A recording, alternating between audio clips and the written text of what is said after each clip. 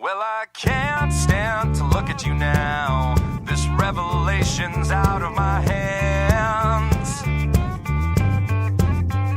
Still, I can't bear the thought of you now. This complication's leaving me scared. Stay when you think you want me. Pray when you need advice. Hey, keep your sickness off me. Trying to get through. Blame all your weakness on me. Shame that I'm so contrite. Hey, keep your fingers off me. Why can't I get through? You think you have the best of intentions. I cannot shake the taste of blood in my mouth. I keep on thinking that it's all done and all over now. You keep on thinking you can save me, save me. My ship is sinking, but it's all good and I can go down. You got me thinking that the party's all over.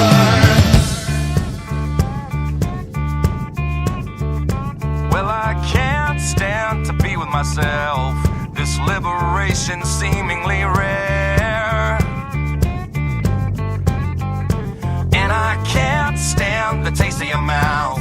This sublimation's out of my hands.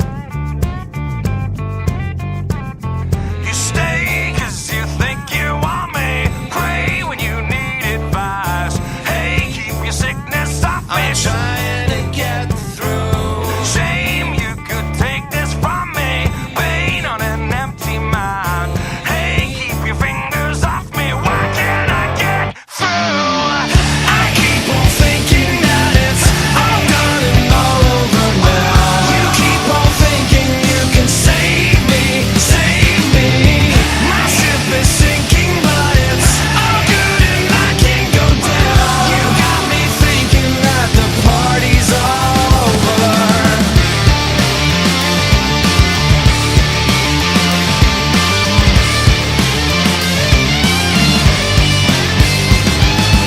Lay down, just stay down. Lay down because I'm trying to get through. Say what you want, but you're not gonna win this time. Take what you want, but just leave me alive. Say what you want, but you're not gonna win this time. Take what you want, but just leave me alive. I keep on thinking that it's all done and all over now. You keep on thinking you can save me, save me. My ship is sinking, but it's all good and I can go down. Still you believe that we can start it all over. Lay down, just stay down.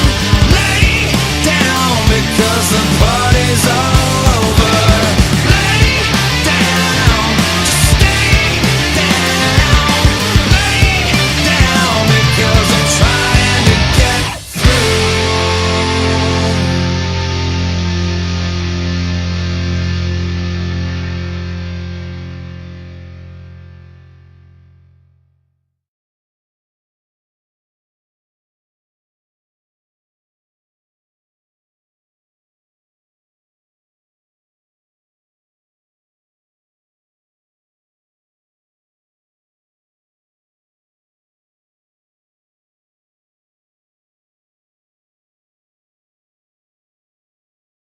Okay, Dwayne, we're going to try it once more. Just remember now, introduce yourself and read what's on the paper in front of you. You got it? Yeah, I got it. Okay, fine. Dwayne Stomp, Substance Abuse Awareness Campaign. This is take 9. Dwayne, that's your cue. Oh, right. Anytime you're ready. We're ready, Dwayne. Dwayne, go. Oh, hi. This is Dwayne Stomp of Blacktooth. Kids, when you drink and drive... No, Dwayne. No, cut. It's not when you drink and drive. Oh, right. Let me do it again. Yeah, good idea. This is Dwayne Stomp, PSA, take 10. Hi, this is Dwayne Stump. When I drink and drive, I'll... Cut, Dwayne, cut, Dwayne. Dwayne, this spot is supposed to be against driving while intoxicated. What? Never mind. We'll do it one more time, and remember, say, don't do drugs, and if you must drink this holiday weekend, don't drive. You got it? I told you I got it. Fine. Dwayne Stomp, PSA, take, 11. Hi, I'm Dwayne Stump telling you, if you do drugs this weekend, don't drive. Wrong again, Dwayne. It's don't do drugs. Don't do drugs. That's what I said. No, it's not. It's not even close to what you said. You come in this booth, I'll show you how close it was, Sherlock. We're going to do it again, Dwayne. Say, don't do drugs. If you must drink this holiday weekend, do not drive. Take 12. This is Dwayne Stump. Weekends are for drunks. Do drugs. Okay, Dwayne, thank you very much for coming in. I think with a little editing, we've got something we can use.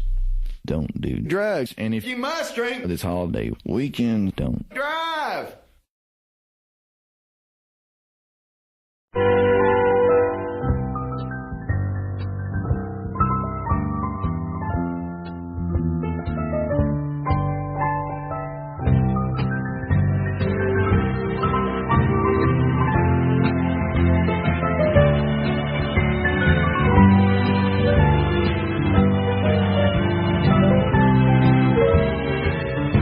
If you've got the time, we've got the beer, Miller beer. Miller tastes too good to hurry through, but when it's time to relax, Miller stands clear, beer after beer. If you've got the time, you've got the time, we've got the time. All right, folks. Hello, everybody, from the CAA Media Day at M&T Bank Stadium. We have Coach Sean McDonald with us, Coach Mack from the University of New Hampshire. We had him on last year a lot during our show, and we followed him throughout the playoffs. So it was every weekend we were hoping to keep going. So let's talk about your team this year. You guys coming off another playoff appearance, just like Florida State in the subdivision. You're always there in the postseason, no matter what. You know, it's a credit to the kids and a credit to the coaches. They've been able to sustain the standard that's been set by a lot of different players, a lot of different teams. We start off August 1st as a program, just erase the board, tell us here's what we got to do for this year. We got some kids coming back, I think, are good football players. There's a lot of work to do, though, Chris. We got to get our offensive line better. We got to make sure that people stay healthy. We've got to compete at the top of our levels because it is an unbelievable league again this year. Yeah. And from top to bottom. Yeah, it's like top to bottom again. Yeah. You know, JMU and Delaware and Richmond. And then, you know, I know, looking at these rankings, William Mary and Rhode Island, people don't have an understanding how good those football teams are. So all this stuff where you're put, the way you put it is a preseason hype thing. What happens from August 1st to November, where everybody sits and tells you what's going on. Yeah, and plus you guys have a first game of the year. It's a rivalry game against the Maine, so that's basically right off the bat. You're going to have your rival, you know, so everybody's doing like these rivalry games ahead of time, so you get, you know, you'll see what your team is after that game. It's a litmus test once you get into that first game. As I told the guys over there, you got to have your antennas up, man, from day one. And you know, it probably wouldn't matter where we played Maine, first, middle, last end, but when you come out in the Thursday night throwdown, you better be ready to go. Yeah. Well, let's talk about Trevor Knight. You know, last year I saw him down at JNU, got injured, you know, and throughout the year, you know, the last part of the year he was off and on, but he did good during the postseason, you know, and he had some good backups as well, and then you had Neal coming back as well. So it's good to have got those two core players back. Trevor did a hell of a job 2 years ago from December into where we are right now. He worked hard on his physical abilities, worked hard in the mental part of the game. I think he did a great job in learning how to distribute the football, and he's got to continue to do that. We've got a lot of weapons around him: O'Connor, Love, Presley, got Malone, and Kikaro at tight end, our three running backs. You know, his job is to orchestrate the play, get the ball to those guys so they can create open spaces. That's what we need him to do. So you've been up there in New Hampshire for basically your entire career, your coaching career. Just talk about you guys fixed the stadium, making it better, and I would still like to make a trip up to Durham, New Hampshire, but it's 15 hours on a bus. But I don't know. We're waiting for you. Chris. Yeah, I know. Here's the deal. Our university and our athletic director had a vision, for what our facilities should look like, and we built a stadium that fits who we are, and we love playing in Wildcat Stadium or Old Cowboy Stadium. We still call it the Dungeon, although they've spiffed it up a bit.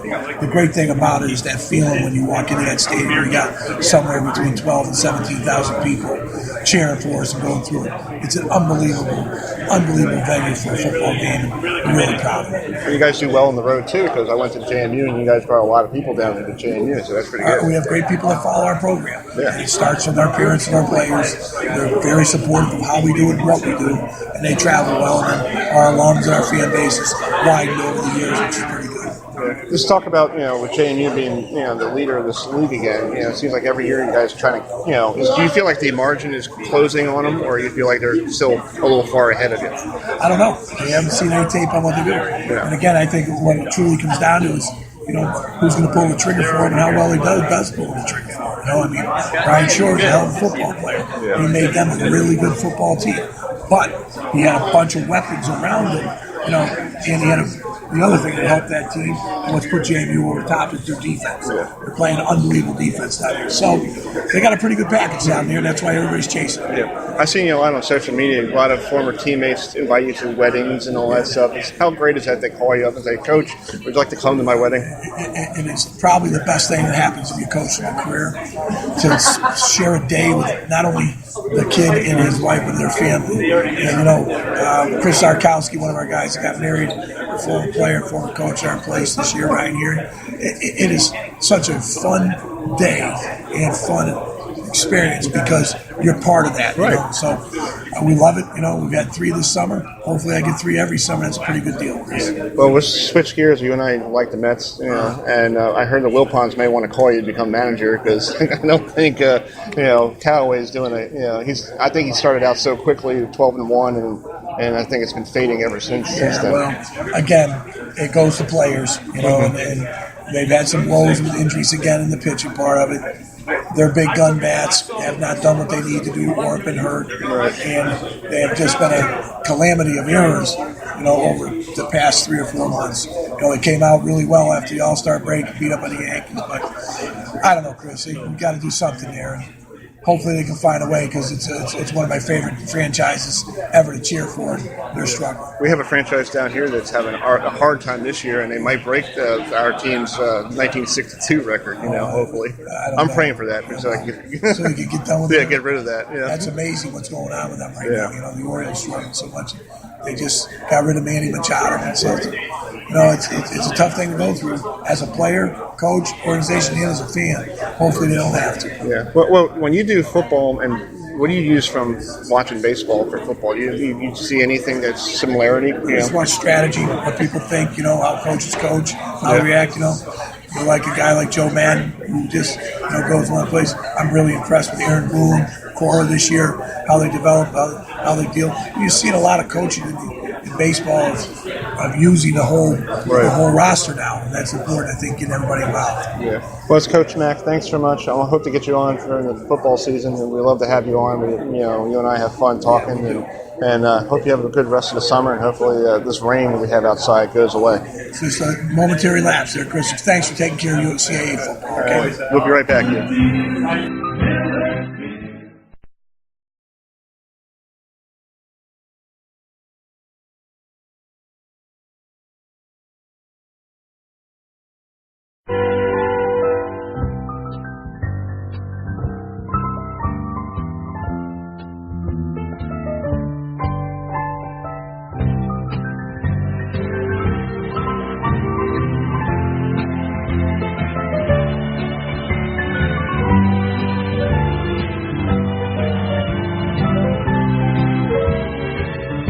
If you've got the time, we've got the beer, Miller beer. Miller tastes too good to hurry through, but when it's time to relax, Miller stands clear, beer after beer. If you've got the time, you've got the time. We've got the beer, Miller beer. All right, folks, welcome back to the CAA Media Day here on Herbert Sports Radio. And we have Coach Jim Fleming from Rhode Island. And Rhode Island starts off the season at Delaware, first CAA league game out of the chute. So what's your mindset getting ready for a league game for the first game of the year? Because normally you guys have to go do a non-conference game. Yeah, our mindset, I think, ties into our overall mindset into what we've been trying to do with the program. It's just that, there's tremendous significance in the first football game because it is a conference game. It's a championship football game. And so we got to be, performing at our best level. Now, every year we come out of the gates, we try to perform at our best level, too. Right. When you're sitting there with a conference opponent having to go on the road and play a quality opponent like Delaware, we got to have, all of our things lined up the right way, and we got to go out and play extremely well and make sure we play with less errors than the opponent. I think we'll have a shot. Yeah. Well, the last time I saw you was just here a couple months ago when you lost to Towson in the last game of the year. No. So what did you guys work on during the spring to get that improvement better? Well, when you look at our overall season, I don't think that Towson was a very good representation of what kind of football team we had, because I felt like we really hurt ourselves. You guys had a lead, and then we played stupid, and at times we did that during the course of the year last year. I felt that we really had the opportunity to win 7 games and came out with 3. But, you look at the basic fundamentals of winning football. For us, it's boiled down to the turnover margin. We've been on the negative side of that, sometimes dramatically, since I've been there. We've got to get that to neutral or above in the plus side. And if we do that, I think that there's going to be a tremendous amount of difference made. We took the ball away okay on defense. We got to do better with that, but we got to, limit the turnovers offensively, which, that's what we worked on during the course of spring, and continue to develop all the fundamental skills that are necessary and try to identify, or continue to identify our playmakers and how to get them football. Yeah. Well, Rhode Island's a state school. Everybody there in Rhode Island loves you guys with Rams football. Do you feel like the pressure during the off season that they want you to do better? Do you get a lot of feedback from the fans, and when you go around town and maybe the supermarket and they stop you in the frozen fruit section and say, hey, what's going on here? They're incredibly excited. That's the thing that surprises me. And I walked it happens all the time. I'm walking in the parking lot, hey, coach, and you're doing a great job. You made great improvement, had a really good year last year. And I never learned a long time ago, never turned down a compliment. But when they're saying great job, we only won 3 games, But so there's an understanding that we're getting better. There's an excitement that they think we can make a big step this year, and they've been very supportive so far. Well, let's just talk about your players you brought today here in Baltimore. How do you decide who's coming? How do you guys do that? It's a difficult decision because there's always people you'd like to bring, and probably some hurt feelings that don't get to come. But Juwan Lawson was a quarterback. I've got 2 guys that started both half the season last year. I really feel like he's an all-conference caliber type kid. Kid that had transferred in from New Mexico and sat and waited his turn and made the most of it at the tail end of the year and gave us a spark when necessary. So thought that was well deserved. And then DJ Stewart's been here from the beginning. He's a safety. He's been, he's an all-conference caliber player. Has not been recognized that way. We've got to go ahead and hopefully put together a good year that can make people look very seriously at him. And, but they're both quality kids who represent what we're all about as a football program. Let's talk about being down here every year. It seems like this is the start of the end of the summer, and football's kicking off in a week or so. Yeah, it's every year at this time. You put it on the schedule, and this is the one you got to go in there and talk about what you got coming back. It gives you an opportunity to look even more introspectively to evaluate and study your own squad just in preparation for this. And all things point positive when I look at our football team, and we've got some questions we got to answer like everybody else does. But I think we've got a nucleus there that has an opportunity to compete. Yeah. So you've been doing this for a while. What is one question you hear a lot on the media day that you're like, scratch your head when you go home? You're like, what the heck did that guy brought that thing up from? Have you ever heard? What's the one question you come back home, and like, what? I don't recall one. Truthfully, I haven't heard a question that I go, "Oh my God, that was an oddball deal." I'm sure there have been some questions. I think that probably the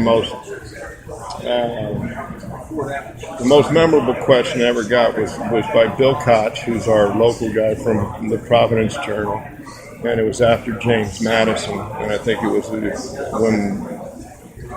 Was it James Madison this year? I don't know. It was one game that we lost. It was it was a heartbreaker. Yeah. He asked me, "What do you do now?"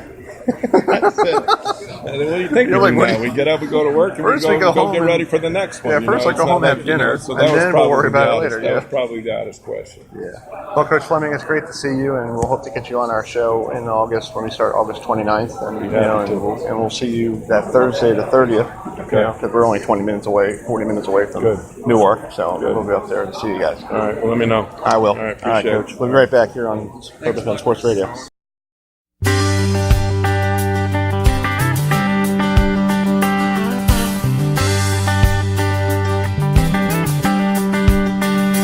See him wasted on the sidewalk in his jacket and his jeans, wearing yesterday's misfortunes like a smile. Once he had a future full of money, love, and dreams, which he spent like they was going out of style. And he keeps right on a change, for the better or the worse, searching for a shrine he's never found, never knowing if believing is a blessing or a curse, or if the going up was worth the coming down. He's a poet, he's a vicar, he's a prophet, he's a pusher, he's a pilgrim and a preacher, and a problem when he's stoned. He's a walking contradiction, partly truth, partly fiction, taking every wrong direction on his lonely way back home. He has tasted good and evil in your bedrooms and your bars. He's traded in tomorrow for today, running from his devil's lord and reaching for the stars, losing all he loved along the way. But if this world keeps right on turning, for the better or the worse, and all he ever gets is older and around, from the rocking of the cradle to the rolling of the hearse, the going up was worth the coming down. He's a poet, he's a liar, he's a prophet, he's a dreamer, he's a pilgrim and a preacher, and a problem when he's stoned. He's a walking contradiction, partly truth, mostly fiction, taking every wrong direction on his lonely way back home.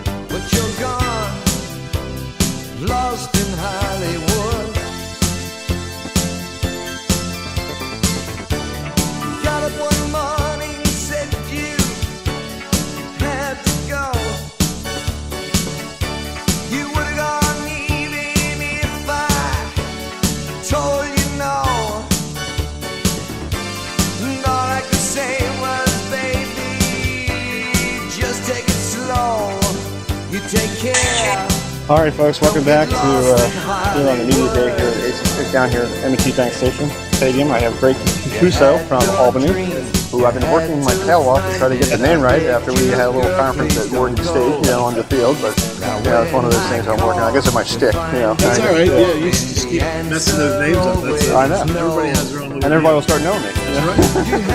Well, you open up the gate against the ACC foe in the coastal division against Pittsburgh, up there in Steel City. So let's talk about getting that game on the schedule and what that means for you guys, the first game of the year. Yeah, when I took the Albany job, obviously I had coached the Pittsburgh guy. And, I wanted to get a BCS game. Albany hadn't played any games like that, so it seemed like a great idea 4 years ago. But for our kids, it's something they're excited about. We're excited about going to Heinz Field and playing at the University of Pittsburgh. And obviously they're a good football team. These matchups can be tough on FCS sometimes, but if we can play our game, we feel like we can give them a pretty tough fight, and that's the plan. So we're excited about it. The kids are excited about it, and we'll be up there on September 1st getting after it. Yeah, and then you guys played Morgan State, after a home-and-home thing. Last year you played them down here, and your running game just completely ran right through them pretty much. They didn't even score a touchdown in that game. No, but it was a tight game. They played tough. I mean, they got a new head coach. The D coordinator did a good job last year, and we play Rhode Island the week after Pitt, which is a big conference game, and then we get into Morgan State and St. Francis. So, we take them one at a time like everybody does. If you start looking ahead or worrying about other people, it usually comes back to bite you in the butt. So we're just going to worry about Pitt right now and then get ready for Rhode Island. Yeah. So I was looking at I was reading up on how to say your name yesterday. On my job, trying to get paid to try to read your name the right way. And you have a Testaverde that's not playing this year because he's registered. Because he's he's going to play this year. He is playing. Yeah, okay. This is his last year. Yeah. So was it like having a Testaverde on the roster, and you're probably pinching yourself saying, I saw his dad play when he was. Well, he's in the quarterback battle right now. He's a great kid. Dad comes around a little bit, watches practices. He's been great. It's just he's just a regular kid. It's hard when your dad's a legend sometimes that everybody kind of has eyes on you. But he's done well. He had a really good spring, and he's in the quarterback competition right now. Yeah, let's talk about you guys up there. In Albany. You guys are the main sport, but you got the arena team that was doing a pretty good job with it. Have you watched any of the arena stuff, and have you had anybody there helping, coming over? Or, No, we haven't had too much any interaction. We all got it's a different game, right? I'm happy for them. They had a nice year, and there's some good anything that's positive towards football is a good thing for everybody. So, I hope their fans, when they want their football fix, to start coming to the Albany games. Yeah. So, what is the key for you guys to get to the postseason? Because I know last year you guys were doing well until you ran into some stuff at the end of the year. What do you guys have to do to turn that around? I just think we've got to be more consistent. We've some of it comes. We've had some issues with injuries and things. That's all part of the game. But I stress to my team about it. Every game matters. It doesn't matter. No game is bigger than another, and it's about being consistently good. And I think we've built ourselves to a point where we feel pretty good about who we are. And you got to get unless you're certain teams in our conference, you got to get to 8 wins. Right. Some teams can get in with 7. They kind of didn't let us in 2 years ago. So we feel like we got to go out and win 8 games, which isn't easy, but that's, we got to get out there and win some games. Yeah. Let's talk about the playoff system. Do you like the way they do the playoff system? Because it seems like, some teams get snubbed if they're like, I think no matter what you do, they expanded NCAA basketball to 64 and everybody 65 and 66 are bad. Yeah. So they've added 65 and 66, 67. And they're playing a game and then, yeah. So I think, I get it. I think there's, I think some people get unfair advantages, but for the most part, it's a good system, and I think the committee, for the most part, gets it right every year. There's always going to be somebody left out that thought they had a chance. Yeah, it's life. It's no big deal.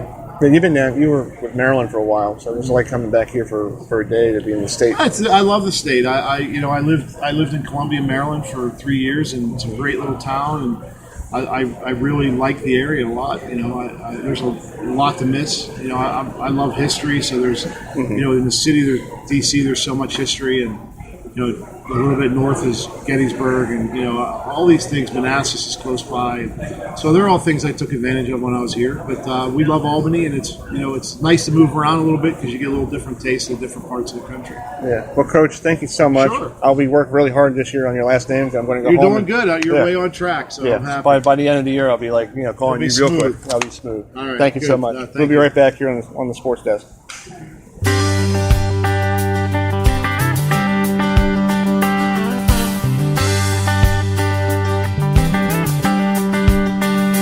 See him wasted on the sidewalk in his jacket and his jeans, wearing yesterday's misfortunes like a smile. Once he had a future full of money, love, and dreams, which he spent like they was going out of style.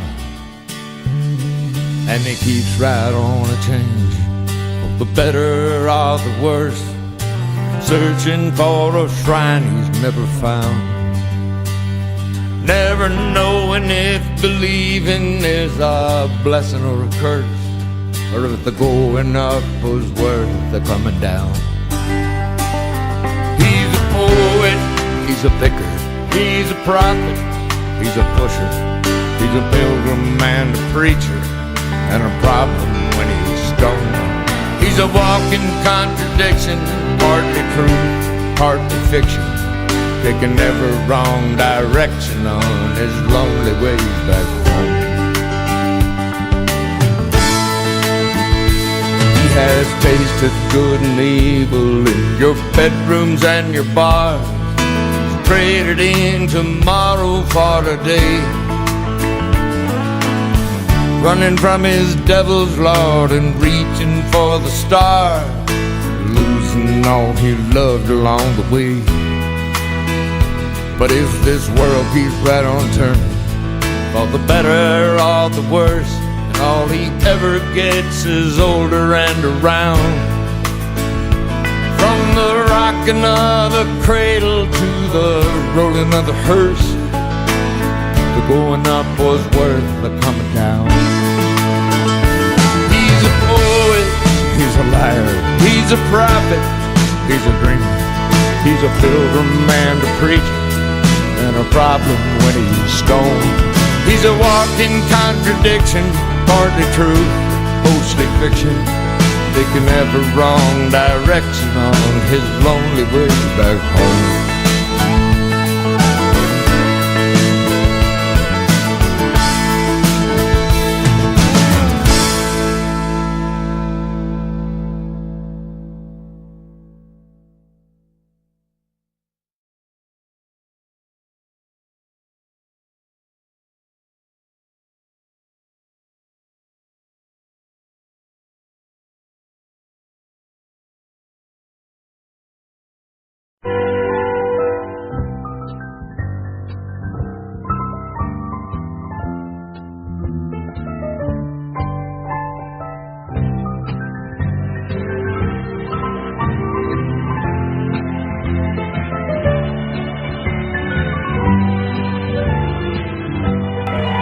All right, folks, welcome back to the CAA Media Day. We have a former JMU Duke here, often Moats with us here down here Media Day. So let's talk about your Media Day experience when you were playing at JMU. Yeah, man. Well, I just remember feeling, a huge honor just for being invited to the Media Day, representing my school, but then also being named to the preseason all-conference team. I remember just being extremely excited about that, but also having that feeling of, man, I got to live up to these expectations now. Yeah. But, just being here, man, it brings back a lot of great memories, a lot of fun times, especially being in this conference, playing for some of these different teams. Some of the coaches from when I played are still here. So, it's just a great time, man. I feel like this is a great opportunity for these guys, especially to be here, because they get a chance to bump shoulders with other top players in this league and also hear from, guys who've had success in this league like myself and who went on to play professionally. So, I feel like it's just been a great time for all parties involved right now. Yeah. Well, let's talk about JMU coming off back-to-back trips to Frisco, Texas. What do they have to do this year to make it 3 in a row? Because now this year,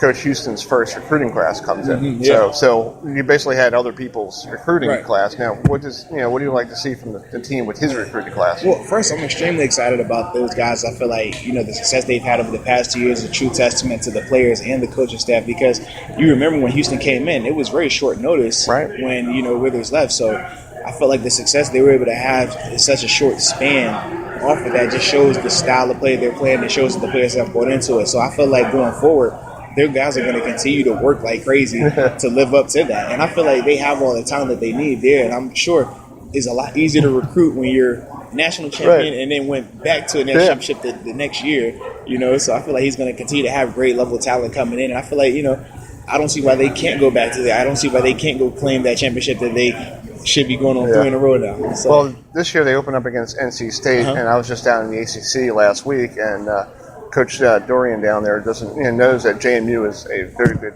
team. Even the quarterback Finley actually said we're not going to take them lightly because we know they're going to be coming in here. They're going to be hungry. They want to knock off the ACC and all that stuff. Yeah. So just talk about that first game against NC State. What does that mean for this program to I feel knock like off this is a huge step for this program. I feel like, this brand, it's been going on for years now with this conference that we never care which one their team we're playing. We feel like we're just as good, if not better. So this gives them opportunity on that level playing field to go out there and show that. And you've seen over the years, especially just in the CAA, how those guys have come out there and beat ACC teams and have competed at an extremely high level with them.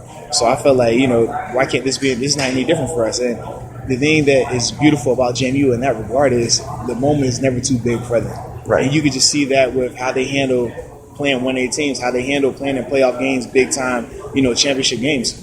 The moment is never too big. They never look like they're overwhelmed by it. And I feel like that's just a true testament to those guys. And I feel like this is going to be no different, man. I feel like they're going to go down there and play a great brand of ball, a great brand of JMU ball, CAA ball, and I feel like they have a lot of success. Yeah. Well, talk about are you with the Steelers now, or? I'm currently a free agent right now. Okay, but you played it with the Steelers, and you played with the Bills, and you played it in the stadium. So what was it like playing on that? I know the turf is different, but was it like coming here and like looking outside going, hey, I used to knock somebody around there? Well, the first thing that was different for me was when I pulled in and they're telling me, have a great day. I've never heard those words when I come to the stadium. It's always, you guys suck, et cetera, et cetera. So, the Ravens walk, they're all booing you. Right, so the fact that they're telling me have a great day and they're smiling at me, it was a weird experience. But ultimately, man, this is a great opportunity and a great experience for, these collegiate athletes. If you think about, a collegiate person, their goal ultimately is to make it to the professional ranks. So for them to be able to come to a professional stadium, have to, get to see around and see just this experience, this vibe, what it's like, and then also get to hear from professional players. Well, I feel like these are all things that make the media day, especially being here at the Raven Stadium, that unique. Right. Well, Arthur, thank you so much, and I hope to talk to you down the road and enjoy the rest of your day here. Definitely, man. I appreciate it. All right, man. We'll be right back here on Herb FM Sports Radio. Okay, Dwayne, we're going to try it once more. Just remember now, introduce yourself and read what's on the paper in front of you. You got it? Yeah, I got it. Okay, fine. Dwayne Stomp, Substance Abuse Awareness Campaign. This is take 9. Dwayne, that's your cue. Oh, right. Anytime you're ready. We're ready, Dwayne. Dwayne, go. Oh, hi. This is Dwayne Stomp of Blacktooth. Kids, when you drink and drive... No, Dwayne. No, cut. It's not when you drink and drive. Oh, right. Let me do it again. Yeah, good idea. This is Dwayne Stomp, PSA, take 10. Hi, this is Dwayne Stomp. When I drink and drive, I'll... Cut, Dwayne. Dwayne, this spot is supposed to be against driving while intoxicated. What? Never mind. We'll do it one more time. And remember, say, don't do drugs. And if you must drink this holiday weekend, don't drive. You got it? I told you I got it. Fine. Dwayne Stomp, PSA, take, 11. Hi, I'm Dwayne Stomp telling you, if you do drugs this weekend, don't drive. Wrong again, Dwayne. It's don't do drugs. Don't do drugs. That's what I said. No, it's not. It's not even close to what you said. You come in this booth, I'll show you how close it was, Sherlock. We're going to do it again, Dwayne. Say, don't do drugs. If you must drink this holiday weekend, do not drive. Take 12. This is Dwayne Stump. Weekends are for drunks. Do drugs. Okay, Dwayne, thank you very much for coming in. I think with a little editing, we've got something we can use. Don't do drugs. And if you must drink this holiday weekend, don't drive.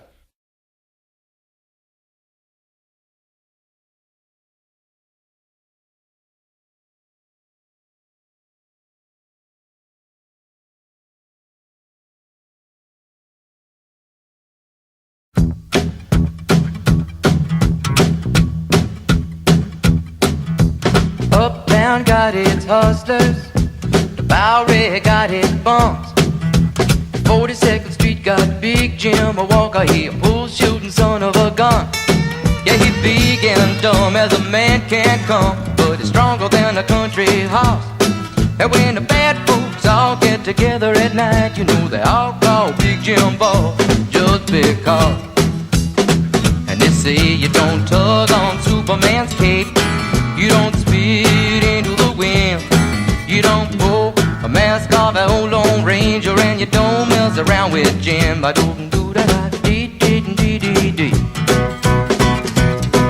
out of South Alabama come a country boy, said I'm looking for a man named Jim. I am a bull shooting boy, my name is Willie McCoy, but down at home they call me Slim. Yeah, I'm looking for the king of 42nd Street, he drive on a drop top Cadillac. Last week he took all my money, and it may sound funny, but I come to get my money back.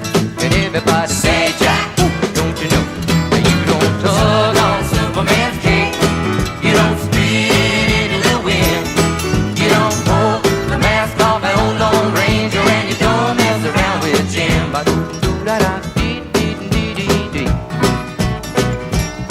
Well, a hush fell over the pool room, and Jimmy come popping in an awful street. And when the cutting was done, the only part that wasn't bloody was the soles of the big man's feet. Yeah, he was cut in about 100 places, and he was shot in a couple more. And you better believe I sung a different kind of story when a Big Jim hit the floor. Yeah, they're saying you don't tug on Superman's cape, you don't spit into the wind, you don't pull the mask off an old Lone Ranger, and you don't mess around with Slim. All right, folks, welcome back to the University of Maine head coach Joe Simiak with us down here at Media Day. So let's talk about the season coming up. You guys, you don't tug on Superman's cape. Yeah, I think just making a natural progression that a lot of our guys need to make from year 1 to year 2 of having some experience. The quarterback's back for his second year, so that's obviously something that we look forward to. And I think, just the November games last year were rolling by. We had an opportunity the last 2 years to kind of control our own fate with what we did in playoff scenarios. So if we can just give ourselves that opportunity again, I think we'll all take that. So just talk about the brand new unis you got. It looks pretty cool. I saw them on Instagram. Yeah, I got to keep the boys happy, I guess. But it's just something that our guys have earned it. They've done a nice job, throughout these years, and just switching something up. We need a new one, so to give them a little swag, I guess you would say, would be a good thing for them. Let's talk about the players you brought today down here from. Just talk about what's the pick for, how do you go through about picking people to come down? Yeah, I think, it's a pretty easy process. You look at your leaders on each side of the ball, and Drew and Chef are definitely that. So it wasn't really hard for me to identify the two guys that we'd be bringing down, and those guys will play a lot of football for us this year, and we're looking forward to that. Let's talk about being down here. It seems like every year this is the start of the end of summer, and that training camp comes around like the next week and a half. Yeah, so it's here already. I feel like I was just down at our meetings in June, the beginning of June. So that's what it is, though. We signed up for it, and we're happy about it. So it's just, again, I think it's just the excitement of moving into the fall and really to camp with another opportunity to prove people wrong, and hopefully we put ourselves in that position and we get that chance. Well, just talk about your first game against New Hampshire. Right out the back, you have to play a conference game. So just talk about last year and this year. It seems like you guys are doing it back-to-back years. Yeah, I think this is the last year of it. I think we've agreed CAA-wise in both schools to make it the last game of the year. So it's just something, I think the biggest thing is you're just always thinking about it now because it's the next one. Usually when it's at the end of the year, you have so many games before that, it doesn't come up to that game week. But now it's like it's just the anticipation of what's going to happen. And it was a great atmosphere down there last year. It was a great game for the CAA, and hopefully this year is another good one. Well, Coach H, I hope to have you on in the fall when we do our show on Wednesday nights, Cool. and we'll talk to you, preview that Rhode Island game and the first game of the year. All right, thanks a lot. All right, for man. having me. We'll be right Thank back here on Sports Fest.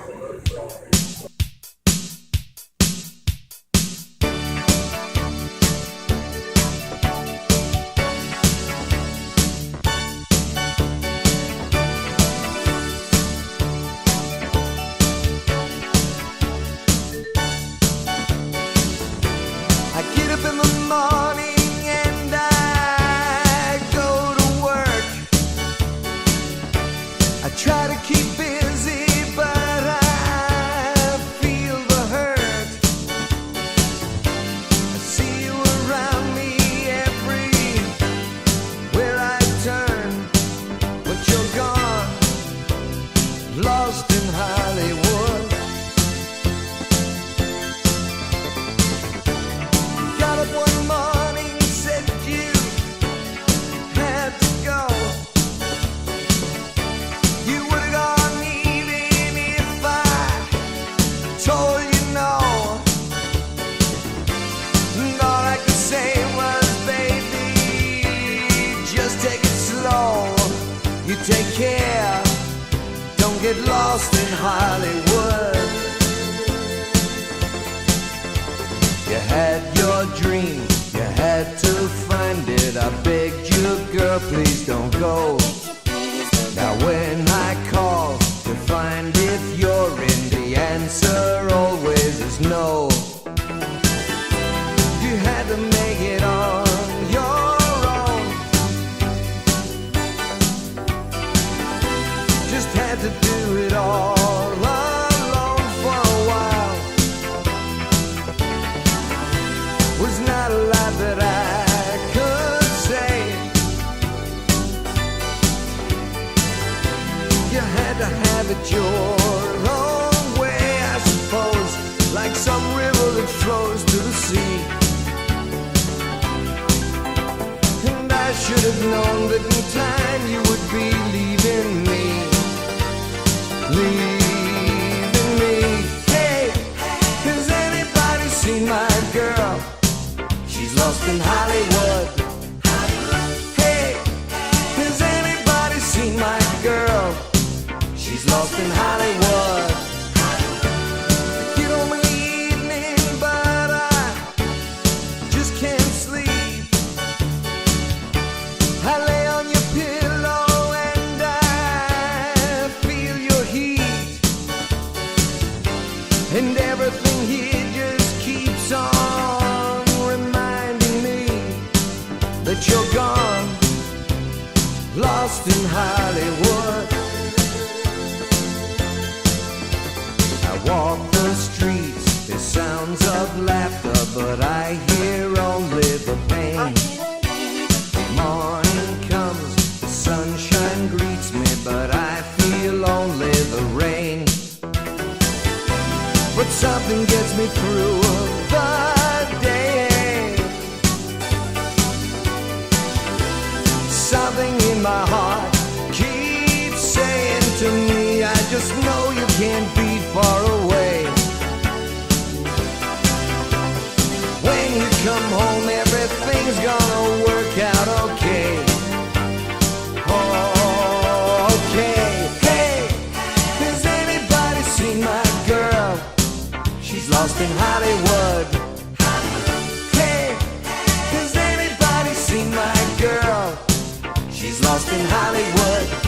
If you know where to find her, then kindly remind her we're searching for find her. She's left love behind her, yeah. Hey, has anybody seen my girl? She's lost in Hollywood.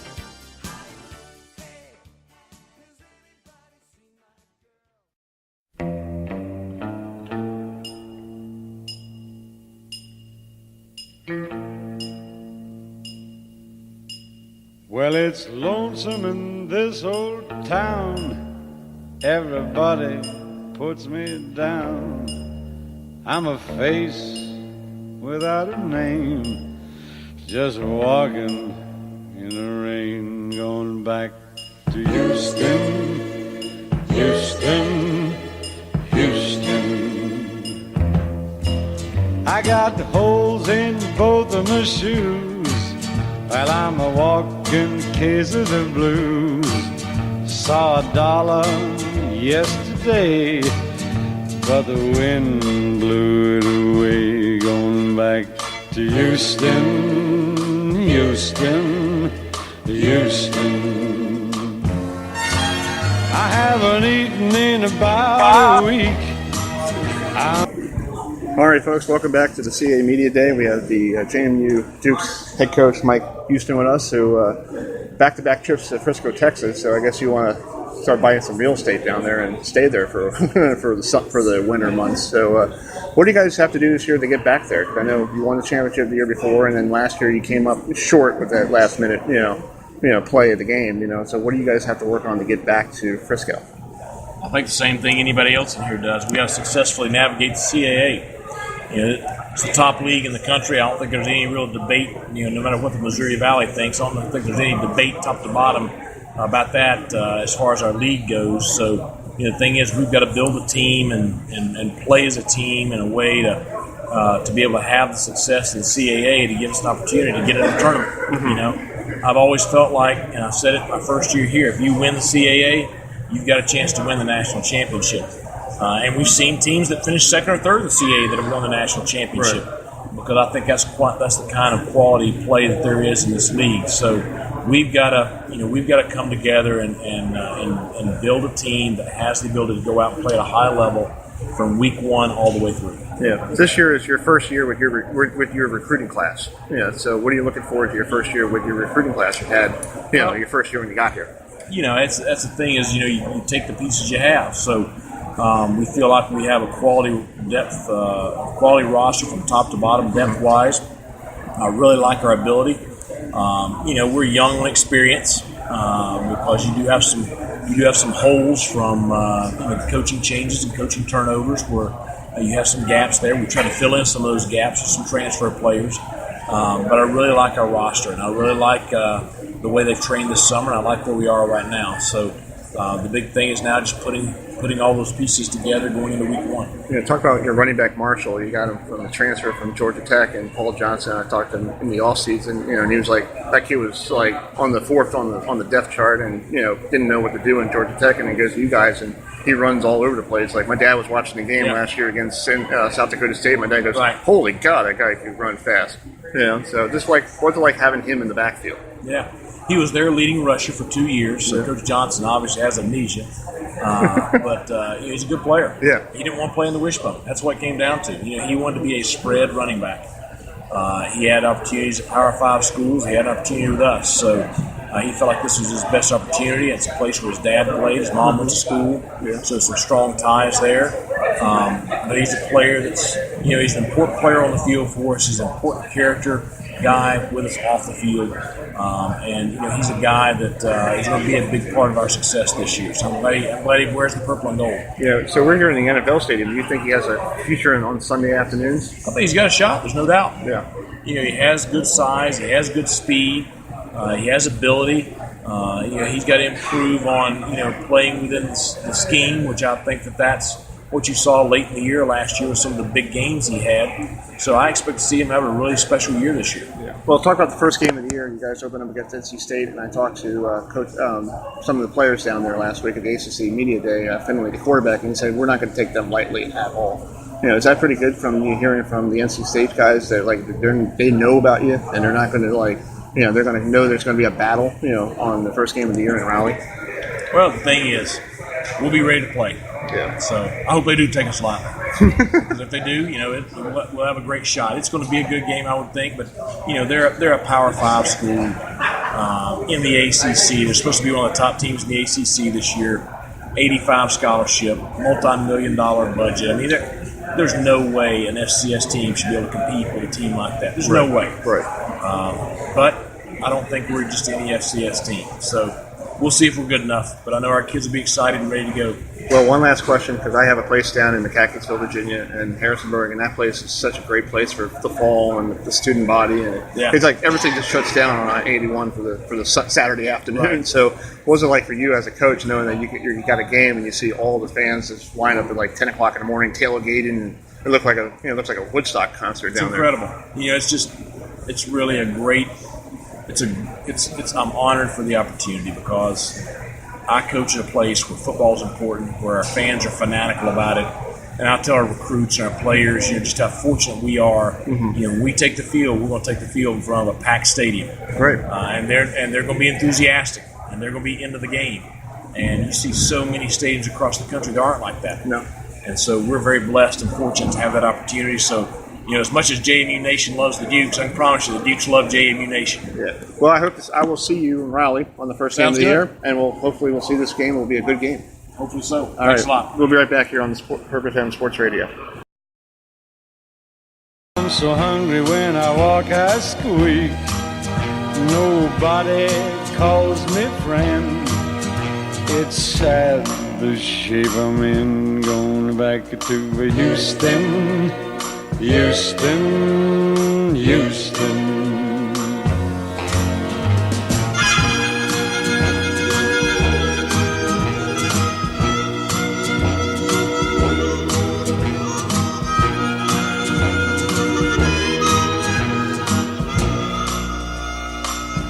Going back to Houston.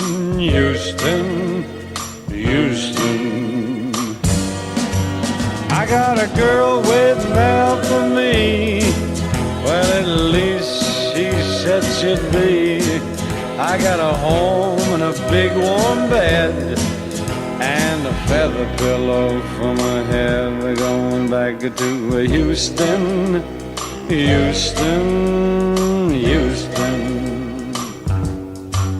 Well, it's lonesome in this old town. Everybody puts me down. I'm a face without a name, just walking in the rain. Going back to Houston.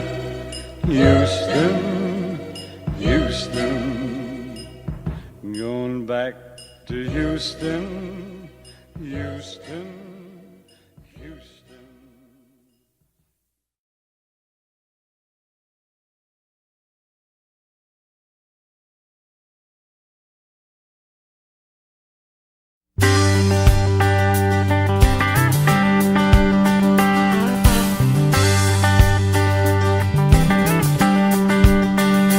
See him wasted on the sidewalk in his jacket and his jeans, wearing yesterday's misfortunes like a smile. Once he had a future full of money, love, and dreams, which he spent like they was going out of style. And he keeps right on a change, for the better or the worse, searching for a shrine he's never found. Never knowing if believing is a blessing or a curse, or if the going up was worth the coming down. He's a poet, he's a vicar, he's a prophet, he's a pusher, he's a pilgrim and a preacher, and a problem when he's stoned. He's a walking contradiction, partly truth, partly fiction, taking every wrong direction on his lonely way back home. He has tasted good and evil in your bedrooms and your bars. He's traded in tomorrow for today, running from his devil's lord and reaching for the stars, losing all he loved along the way. But if this world keeps right on turning, for the better or the worse, and all he ever gets is older and around. From the rocking of the cradle to the rolling of the hearse, the going up was worth the coming down.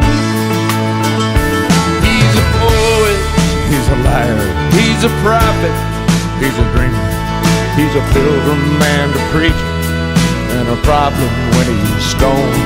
He's a walking contradiction, partly truth, mostly fiction, taking every wrong direction on his lonely way back home.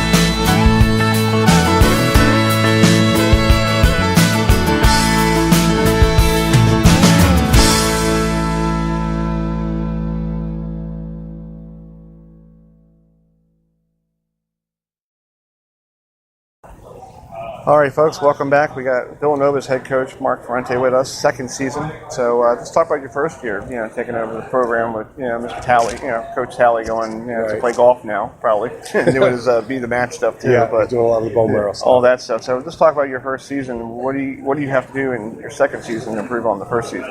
Well, first year was interesting, and it wasn't a crazy transition because Coach Talley, after naming me the associate head coach 17 years ago, gave me a lot of head coaching responsibilities along the way. The way I've explained it to a lot of people that have asked that question as far as how was your first year, there was two things that were pretty different. Number one, the week goes faster. The day-to-day activity. There's a lot more things coming across my desk now than did when I was the line coach. So the 24-hour day goes a lot faster. And the 2-hour practice goes a little slower because I'm not, I don't have a pre-practice meeting with the O-line guys, which I used to have, and I'm not running a half-hour worth of Indy on the field. I'm kind of watching a little bit of everything. So those are two big differences. The other things that you can't prepare for, pre-game, halftime, and post-game talk to the team in the locker room. Yeah. You got to do it. You got to wing it. You got to do that, right? And some games are better than others, as we all know. So sometimes that's a little more challenging. But other than that, if you could give me the answer of keeping all your players healthy and not getting anyone injured, that would be what I would like to see happen from my first year going into my second year. If we can keep the guys on the field, especially the significant players like our quarterback, our leading receiver, top running backs, and All-American safety, if we could keep all those guys healthy and get them through the whole season, that's something I would like to improve upon going into my second year. Yeah, we saw you at Towson, and you had to play with two different quarterbacks. Right. And one of them was a true freshman, so you were trying to get him. And it's almost like the guy with Florida State with Blackman. True freshman playing thrown in the heat of fire, and you're like, hey, go ahead and play quarterback. Oh, what? Zach got hurt in the opening drive.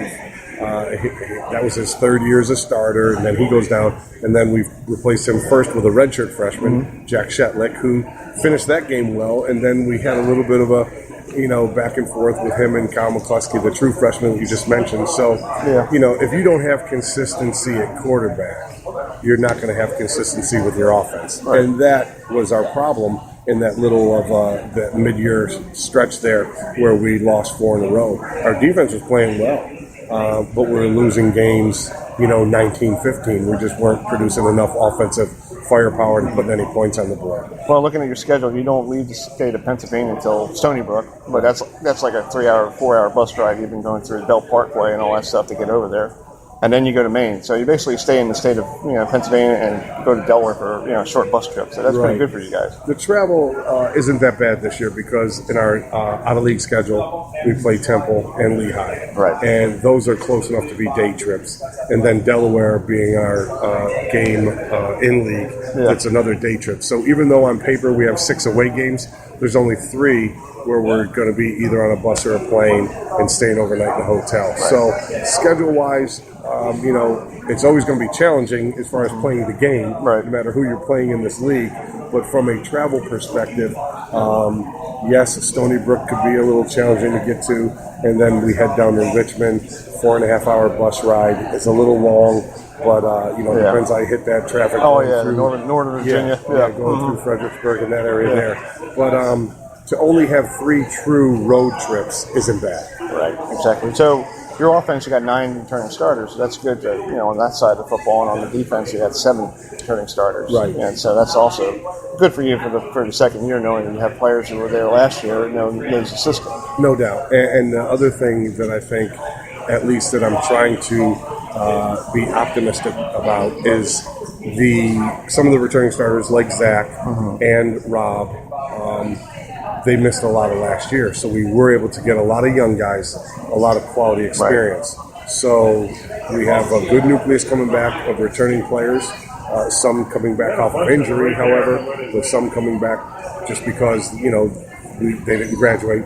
And then we have added depth because of the amount of young players that got significant playing time last year due to the injury we had with the upperclassmen. Well, you guys just got a new field.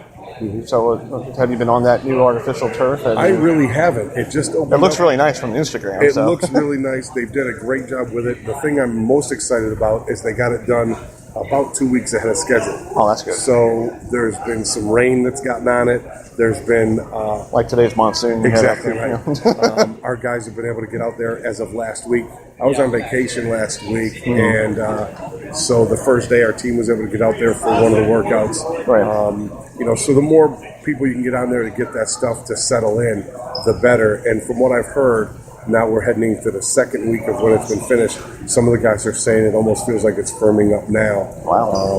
And then we still have another week before we start camp. So my big fear was they were going to finish it the day before camp, and we were going to go out there and run on it right away. And pull hammies and all that stuff. It's still a little soft potentially, but the crew that came in and did that did a phenomenal job. They got it done, and earlier than anticipated, or earlier than we were told it was going to be done. Right. So that's good. But it looks awesome. And our old one was getting a little beat up, so it was a good addition. Yeah. Well, I know there's a lot of situations during the summer coaches can't be with their players because of the rules and all that stuff. And I know you're up in Pennsylvania, Philadelphia. Have you followed the Maryland situation with that kid passing away?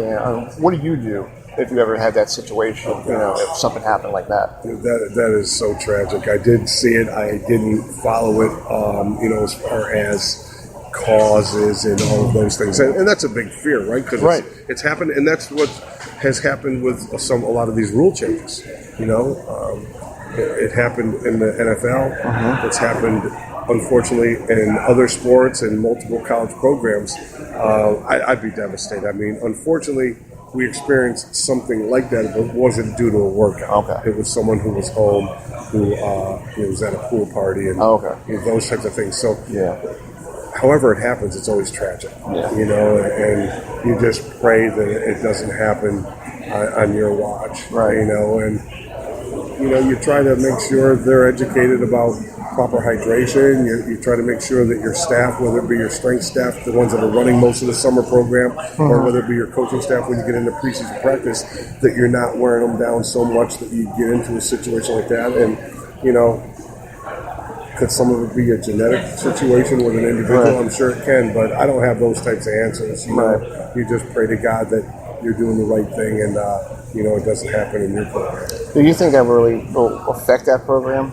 With that situation, now everybody's going there looking at how they practice in the off season and scrutinizing everything. And you as a coach, if you ever went through that, how you tell the players and the parents, like, don't worry about it. That was just a health issue, and you don't have anybody want to jump ship and go to somewhere else. Yeah, that's hard. I mean, I'm sure it's going to affect everybody. It affects not only their program the most, but it affects how we're all doing things. We all got to reevaluate what we're doing and how we're conditioning the student athletes, and what type of drills we're putting them through in the off season, in the season, so on and so forth. So it's never good, and it's always such a tragic situation, and your heart pours out to their families and so on, and their staff that's there. So that's a tough one. That's hard to have an answer for. Yeah. Well, I hope to see you this year up there. I'm making a trip up there. Hopefully this time around my dog doesn't pass away. Oh, there you go. Yeah. Got a new dog now. Okay, well, good for you. So hopefully he'll be around much longer. And we'll see you somewhere on the road. Yeah, we'll see you down the road. Okay. All right, we'll be right back here on the Purple Fan Sports Radio.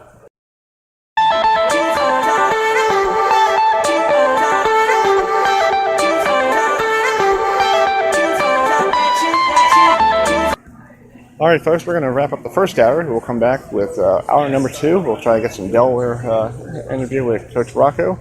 Plus, we'll talk to Coach Rob Ambrose. So hopefully you enjoy this rainy day here in Baltimore.